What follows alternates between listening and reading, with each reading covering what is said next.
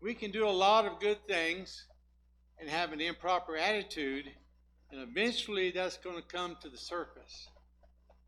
Because without our attitude, what do we got? We have a problem that comes into our lives sometimes, and it's called, and we all have it, it is called self. And we'll find out as we go through Philippians chapter 2, that Paul is writing to the congregation. He's not writing to just an individual. A couple are named. But the thing is, he's writing from the original language we gather that he is writing to the group. But to work the group properly, the individual has to start. That's how we start the group, is the individual. And that individual has to realize something about himself or herself that I must do. In order to follow Christ, what do we have to do? Luke 9:23. What do we have to do? Deny self. And that is the hardest thing for us to do, is to deny self. We kind of like self. We want self to be number one. When I was going to school, we had the acronym JOY. What does it mean? What does an acronym stand for? To have true joy in our lives, Jesus has to be first. No ifs, ands, or buts, no pretend. Jesus is first. O, others.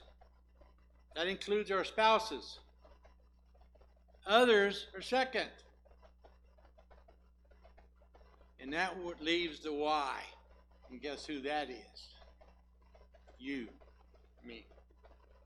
That is hard to do.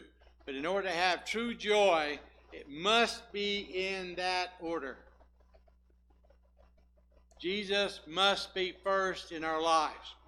No ifs, ands, or buts. Others are next, which we'll see in our lesson. And us last. We don't like it that way. We like to do what we like to do. It's going to cause troubles. We all have them. Within our families, our churches, the congregations, throughout the world, nations, it don't matter. When we start emphasizing self, guess what? Eventually, we're going to run into trouble. Because we're not alike. We are not alike. I'd like to read verse 27. Philippians chapter 1 and verse 27.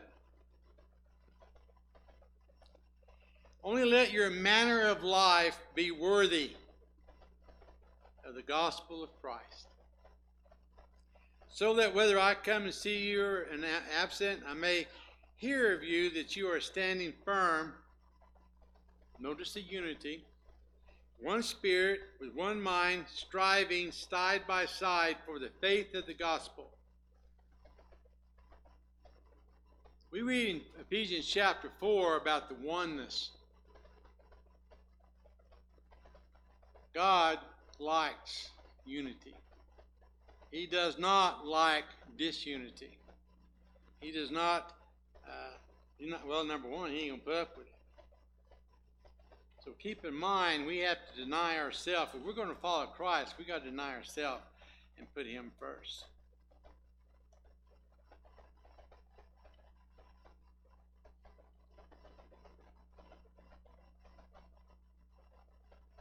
Let's look at our lesson today, 1 through 4.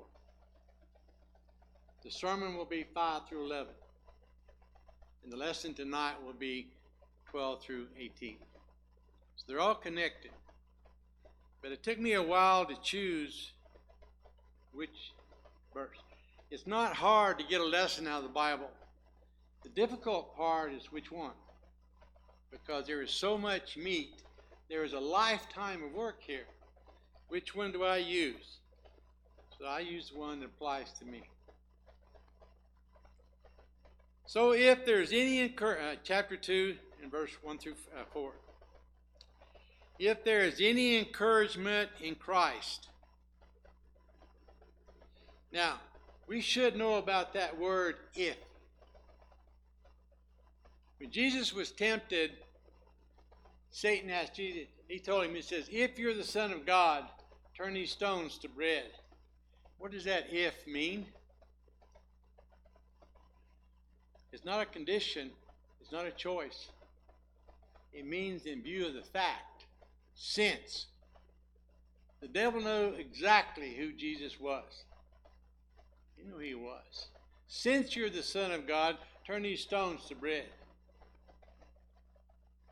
But sometimes if means a choice. If you come to town with me today at 12 o'clock, I'll feed you a dinner. That's a choice. If, therefore, this means since, in light of the fact. Now we can tell about a problem here. In the first 4 verses, we can tell that there's a problem. But what Paul says, and we'll notice here some very interesting things. If there is any encouragement in Christ.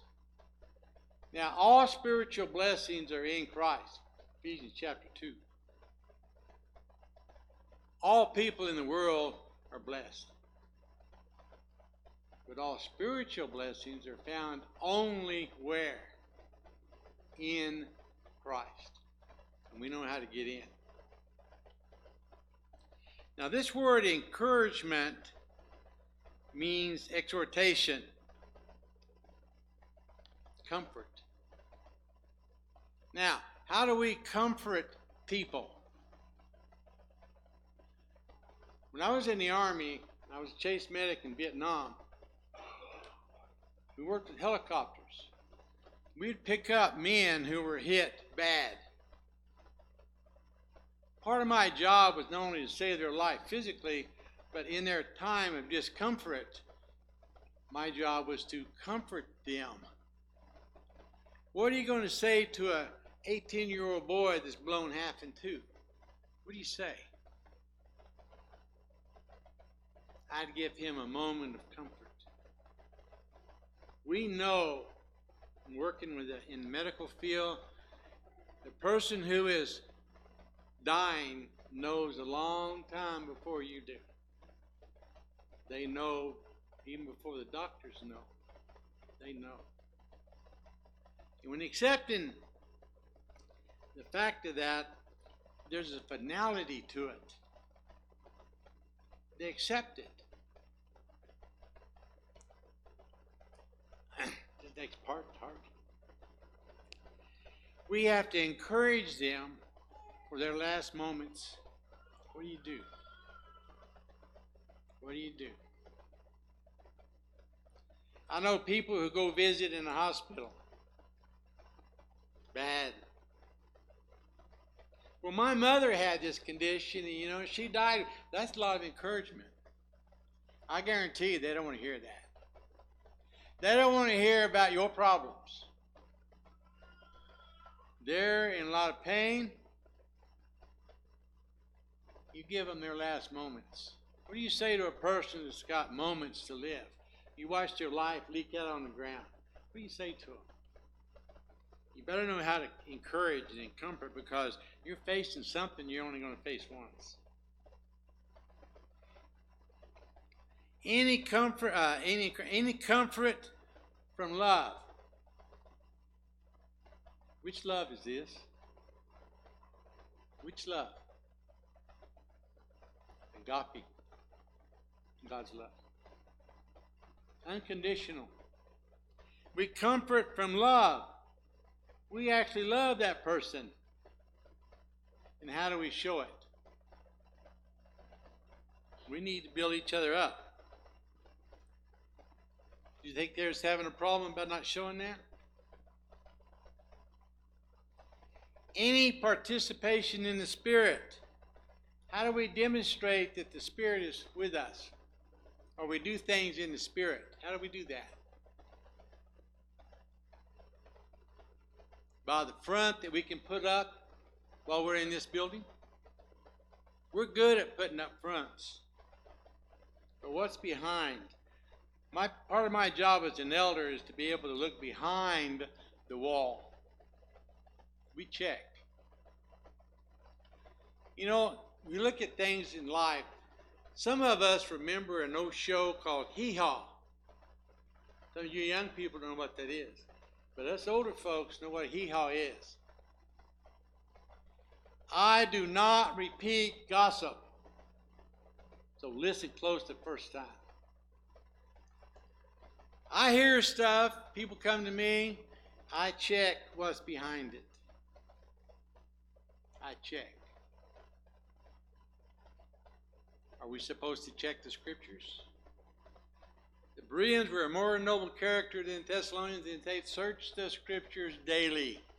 Search the Scriptures daily to see if these things are so. That's an individual responsibility. Or we'll let our preacher do it, or our pastor do it, or somebody else do it. No, that's an individual responsibility. False doctrine comes in, practices come in, it shouldn't be, because we allow them to come in. That stuff sneaks in. Be aware of it. Any affection and sympathy. She deserved it. They asked for it. Their fault. Ultimately, yeah. But how do we show that? Affection, what is that? I see some of it right here. We get a good chance. My wife and I were married in Bangkok, Thailand. She's an Oklahoma farm girl. I got shot, came back to the States, went back to Oklahoma. There's no saying, you may be a redneck if you go to a family reunion looking for women. Guess where I found her? She's a member of the family, a friend of the family. And we went together about 3 days. I went back overseas, and I was transferred from Vietnam over to Thailand. And found out you could bring dependents over, man. So I called her up on the telephone, ham radio. I was in E6, and I said, come over and let's get married. I didn't ask her, never have. Sergeants don't ask, they tell. After we got married, I married 14 days. And I got shot down in Cambodia. My wife goes to the XO and says, where's Fred? And he was very tactful. You know how XOs are. He's down. What do you mean he's down? His chopper's down. How come? We don't know. So I come in a day and a half later, and that day taught us a lesson that we do live one day at a time. She got to stay 4 months, and she'd watch those choppers go out, and she'd watch them come back in smoking, holes in them, ambulances going out, and she knew I was on one of them. And she waited to make sure I got off of that chopper. Sometimes we'd make it back in one piece, and sometimes we didn't. But it helped us. We've been married 49 years. And that day helped us because we understood when I come home and comfort and sympathy, and she gives comfort, I'd come in. I do a demonstration for Marine schools about a Vietnam veteran from a medical viewpoint, not from political. She would do something for me when I would come in off of those missions. Some of them are long. And it was the best thing in the world that ever happened to me at the time. The kids, oh yeah, I'm newlywed and all that. I said, no, she'd take my boots off. Because that said the mission was over. Then we get on with our life. Complete my joy by being of the same mind, having the same love, being in full accord and of one mind. How can we have the same mind? It is almost impossible to have the same mind as a woman because she changes it all the time. Now, I love women, and mine especially. God made Oklahoma for her. There's a song out. She's close enough to perfect for me. I know whose hand was in that little ordeal. You know how we got started? I came in from language school, recovering. You know what she said to me? It's a country western song. You had me from hello. She didn't say hello. She said hi. And I tell you what, that's all it took. Hi. So far, we've got 49 years out of it that we built on the right reason. We're of the same mind.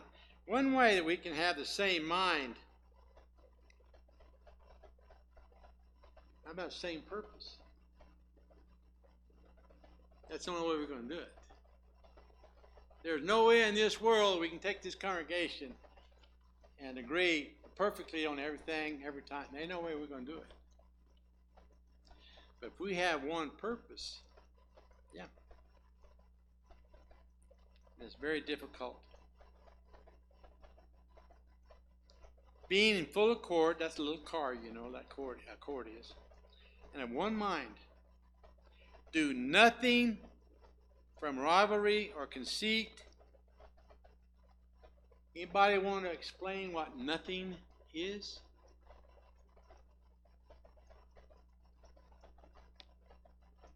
You know, there's this guy, he's a psychologist or something, and asked about the husband. He says, what are you doing? And he'll say, nothing. We have a nothing room. We go in there and do nothing. We need that. Do nothing from rivalry. I mean, we don't do that. We do a lot of stuff. We have to. But don't do it from rivalry or conceit. This is one reason I quit watching professional sports. When I was watching, I just remember, for some reason I remember this one, Kobe Bryant and the Lakers. Wait a minute. What are we doing? Michael Jordan and the Bulls. Michael Jordan and the Bulls. What do you mean? I thought this was a team outfit. Rivalry or conceit. You watch them today. And you talk. We probably have some of that anywhere. Me. Look at them, you can tell. When they do stuff, it's this.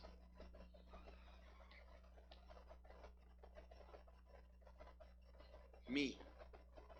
Look at me. You got Christ's feet? Christ didn't say that. We'll see that in our second lesson.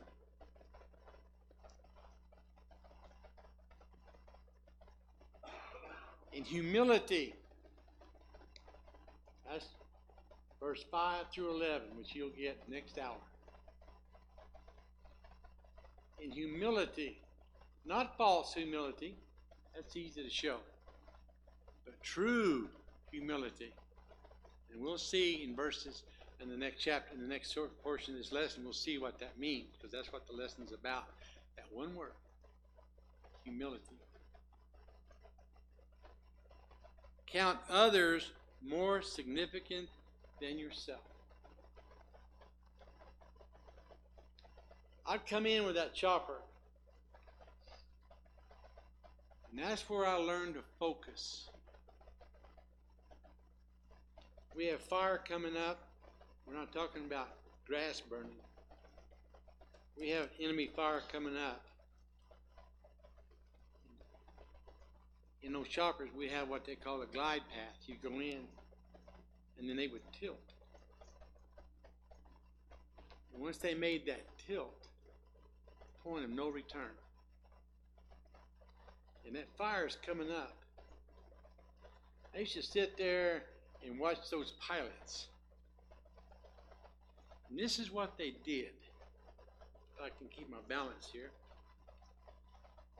They tilt in, we got our choppers going in with us on both sides.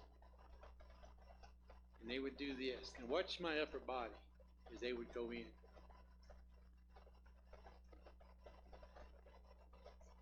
That's focus. You can never go in to a hot spot unless you can focus. Christ never could have went to the cross unless he focused. What Christ did was he understood his purpose. He was born to die. Focus. They would lean into the chopper to go in. We would take hits. Have you ever had those shivers? You know, you just get a shiver. That's what the planes do when they get hit. They shiver. I was shot down. And let me tell you, your life does pass before your eyes. You shiver and you're going in. I was 2,000 feet, and we're going in. What do you think about? What scared me was a little phrase. I wasn't very faithful to know. When I was going in, I'm lost. I'm lost. Count others more significant than ourselves. We would take a chopper of men, crew, pilots, and go in for one pilot. We'd take a 6-man crew in those 53s and go in for one pilot. Why? It was our job. It was our job.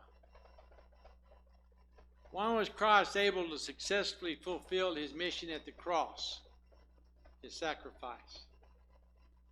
Because it was his job. Each of us is given work to do according to our abilities. How come we weren't asked to do that one job? Because we don't have the ability. He did. We'll get a little bit more about this in our next lesson. We count others more significant than ourselves. Christ looked, how do I know Christ was a man? Father, let this cup pass from me. That's the man talking. But the obedient man says, let your will be done. He looked beyond the cross to see the joy. That's me and you. Oh, he died for those folks back there, but guess who else he died for? Me and you. We have to learn to do that. Jesus learned obedience. Yeah, but he's Son of God. Yes, he always was. He never did give up his deity. We'll see more of that later.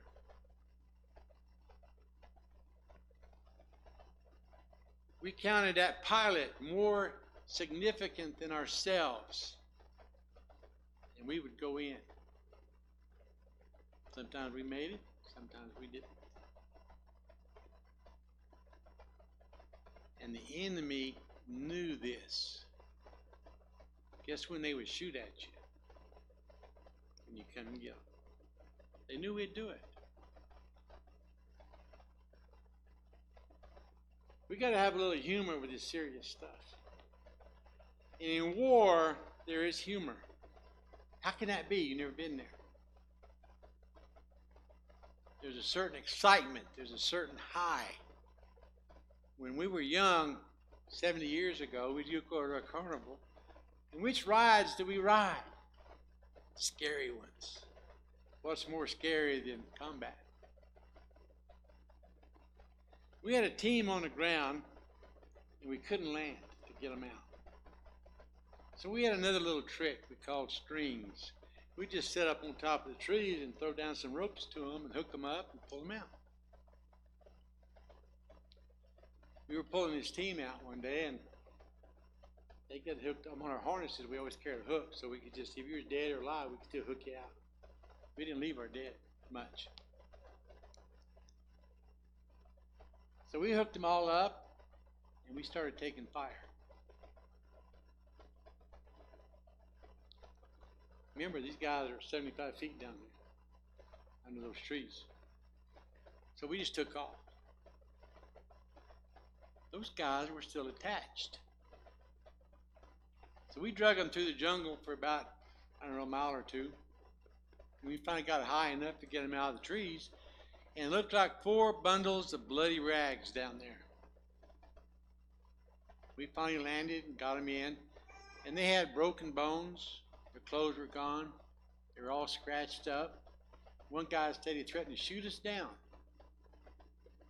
I told him, better than being captured or killed. He said, well, that's true. As we look back, it was funny, but not now. Not at the time. The last time, the least we could do is put you in for a Purple Heart, and we did, and they got them. That's all we could do.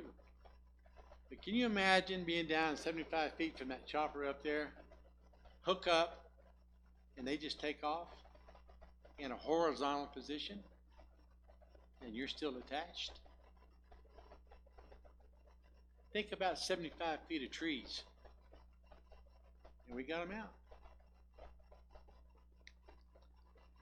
We thought they were more important than we were,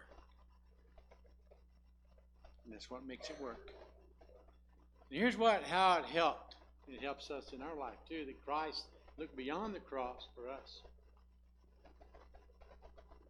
They're willing to do that. It's more than a job. It was their life. But one pilot, and let's be honest, some of those pilots were sorry, but we still go get them.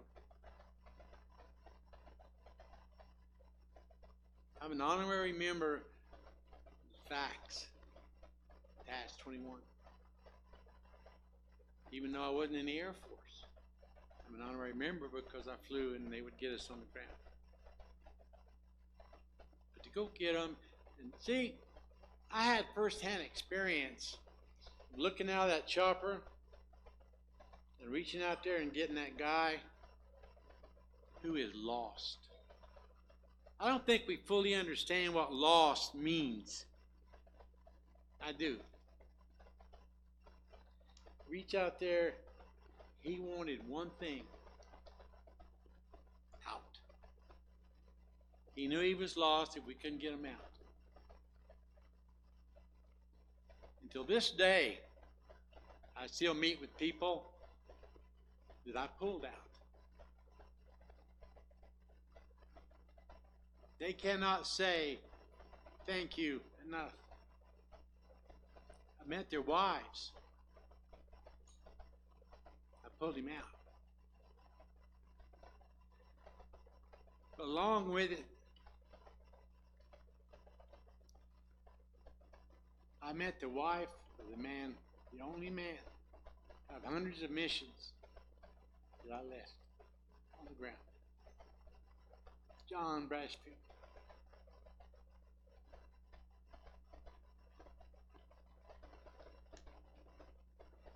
How come you couldn't get him out? You try everything you can,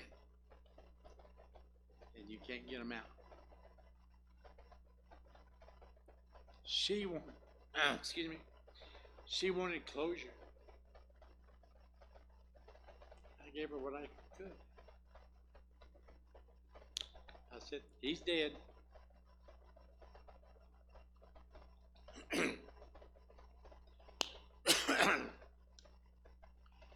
Don't think you forget this stuff. We're in the Lord's army. I was in the army. It's a terrible fight. There's going to be some casualties. And you have to tell people. I'm good at working with people with their families who are dying. I'm good at it. But the thing is she wanted him, of course, back. And he was carried MIA. And I says, you don't want him KIA because your benefits cease. Your benefits stop. You want him MIA. But I said, I was there, and I guarantee you that he is dead. And that was the end of it. She wanted closure. Let each of us look not only to his own interests, we have to look out for our own interests. Sometimes that's priority. And that's where we get in trouble. We look out for our own interests. And some people will say, not in words, but in action, this is the verse that allows me to be a busybody, to be nosy, but also the interest of others. That works fine if we put them first or above us. But what happens is, I want to be first. Me.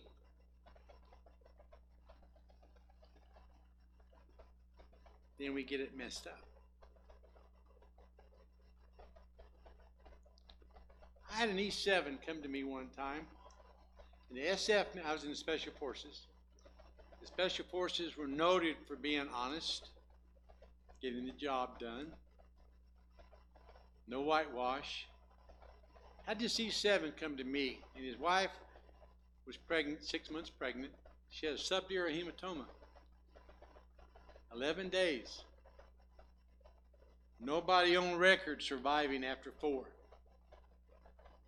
Doctors, oh, she's doing all right, she'll make it. They were lying to him. He asked me. I said, number one, she ain't going to make it. She ain't going to make it. The decision was not if she was going to make it. What about that baby? He already had 4 kids. And he asked me, and these are the type of decisions that you get. What would you do? What would you do? I said, let the baby go with this mom. I believe life starts at conception.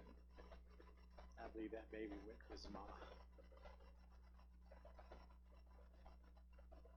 I said, that's the problem. Let her go. That's what he did. We look at the interests of others. We have to look at the long-term interests. Jesus was one man. Of course, he was a special man, but he's still a man. He looked beyond the cross for the joy. Most of us stop looking at ourselves. That's where we stop. How's this going to benefit me? How's this going to benefit me?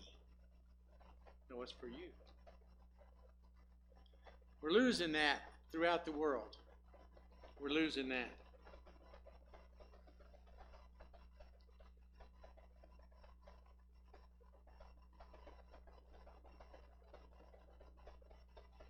Now, I'm going to go ahead and read verse 5. It can be read with that portion of the passage or introduction to the next passage. I use it as an introduction to the next passage. But since I don't know what time we get through here, I think I got till midnight. But it says, have this mind, which is attitude, amongst yourselves, which is yours in Christ Jesus. Now the context is mind. He's not talking about the intellectual mind. That's not what he's talking about. He's talking about attitude. And this becomes very clear in the next passage. It's the attitude that Jesus gives the example. But the thing is, in order for us to accomplish these things here, any encouragement in Christ, any comfort from love, any participation in the Spirit, any affection and sympathy, complete my joy by being of the same mind, having the same love, being in full accord of one mind. Do nothing from rivalry or conceit, but in humility count others more significant than yourselves. That each of you look not only to his own interests, but those of others. If we take that, do you think that the reason Paul wrote those words is they were having trouble in those areas? That's why he wrote it. That's why he wrote that. Here's the problem. They're not having encouragement in Christ. That was their doing, not Christ's fault. They weren't showing any comfort. They weren't participating in the Spirit the correct way. They weren't showing any affection or sympathy. They weren't about to complete the joy in Paul because they were not of the same mind. That's the problem. And the solution we're going to find out is in humility. Because you know how I know that? Because guess what the next section of passage is about? The humility of Christ. That's how I know. That's how we look at this stuff. Not just read, study. That's their problem. If we don't have humility to count others more significant than ourselves, guess what we wind up with? We have a problem. What does that 3 minutes mean?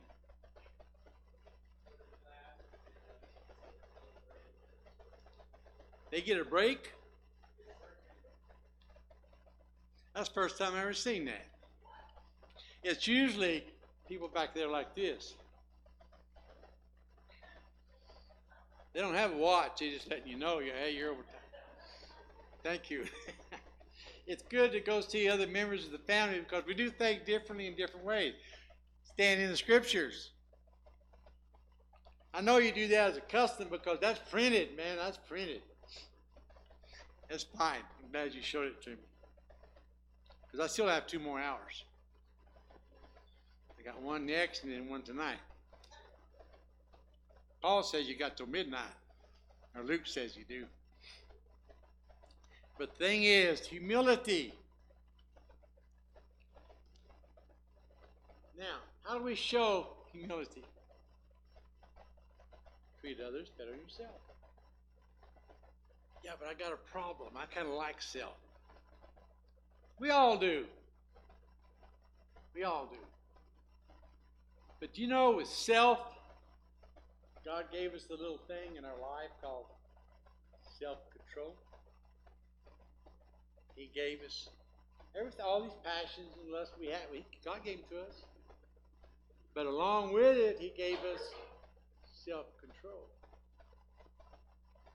Now, how can you be humble? How can you be humble when you're king? How can you be humble when you're creator?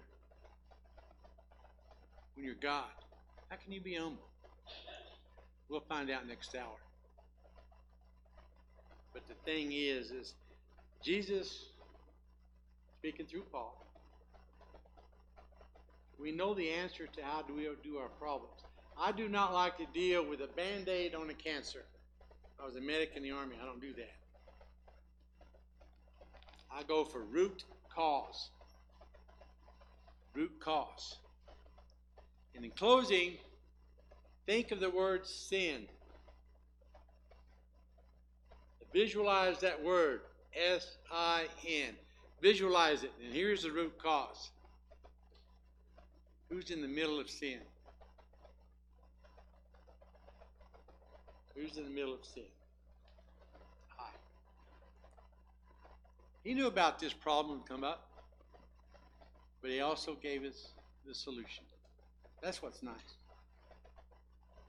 I can complain, but I also offer a plausible solution. It's a joy to be here. I was in the Army. I was what they call a chase medic. Worked with, I wasn't a regular Army type guy, but I worked with the Army. We worked with the Marines and the Air Force. Didn't get the privilege of working with the Navy.